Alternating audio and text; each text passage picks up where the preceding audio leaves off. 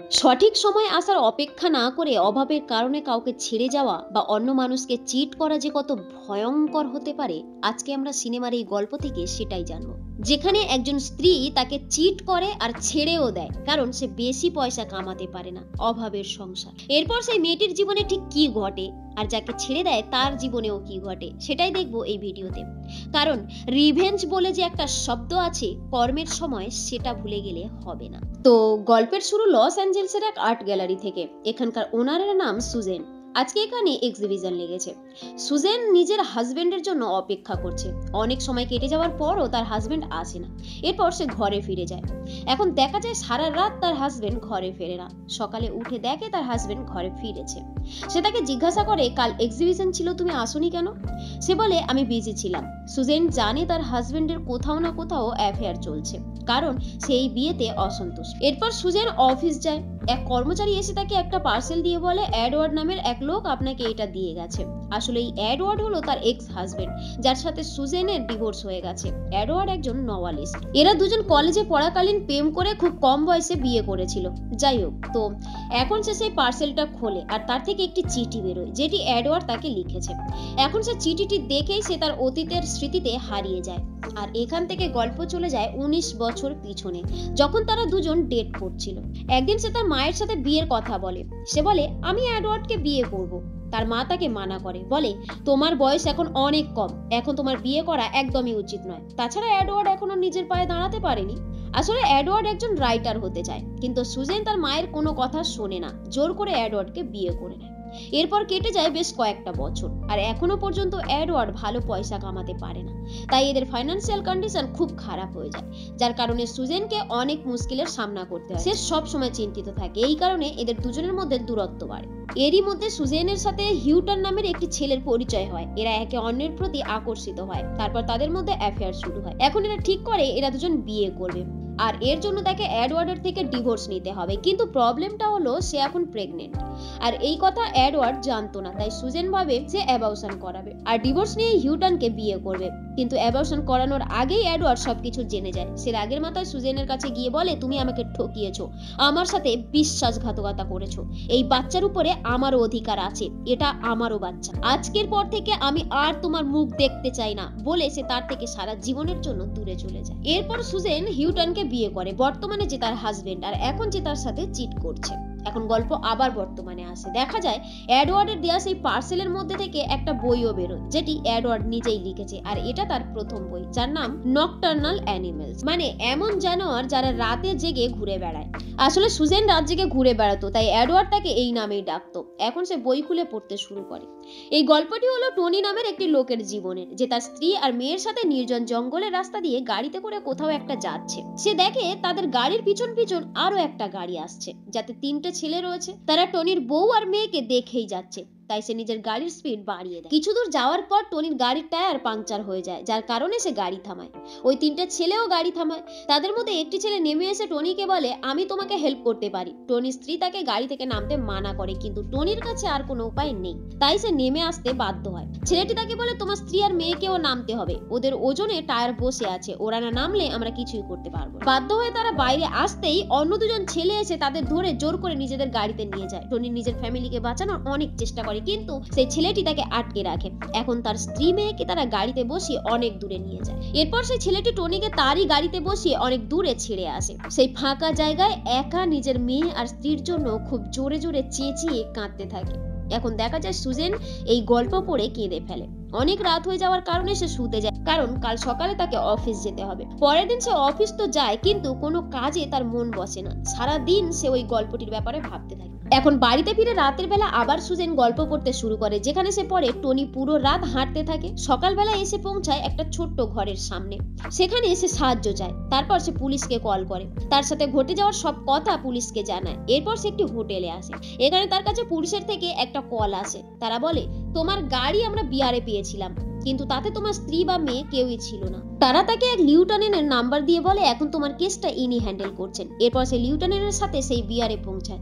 বেশ কিছুক্ষণ খোঁজাখুঁজির পর তার স্ত্রী আর মেয়ের লাশ পাওয়া যায়। এতে টনি দুঃখে ভেঙে পড়ে। সুজেন যে গল্পটি পড়ছিল এই দৃশ্য পড়ার পর সে প্রচন্ড ভয় পেয়ে যায়, কারণ সে কখনো নিজের মাথায় এরকম ভয়ঙ্কর কিছু কল্পনাও করে। এডওয়ার্ড নিজের নাম্বার আর মেল আইডি দিয়েছিল আর সে সুজেনের সাথে দেখা করতে চায়, তাই সুজেন তাকে মেল করে লেখে আমরা মঙ্গলবার দেখা করব।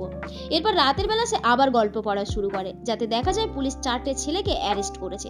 পুলিশ বলে, দেখো এদের মধ্যে কি কেউ আছে যে তোমার মেয়ে আর স্ত্রীকে কিডন্যাপ করেছিল? টনি তাদের মধ্যে একজনকে চিনতে পারে, সে এই 3 জনের মধ্যে ছিল।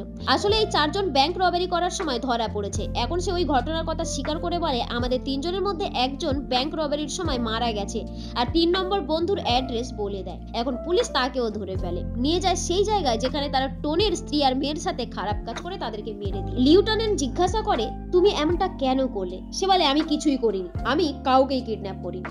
এরপরে তো 3 জনের নামে কেস ফাইল। এখন টনির জীবনে আর কিছুই বেঁচে নেই। সে তার স্ত্রী বাচ্চাকে হারিয়ে একা হয়ে পড়েছে। সে ঘুমাতে পারে না, টেনশনে ডিপ্রেশনে তার হালাত খুবই খারাপ হয়ে যায়।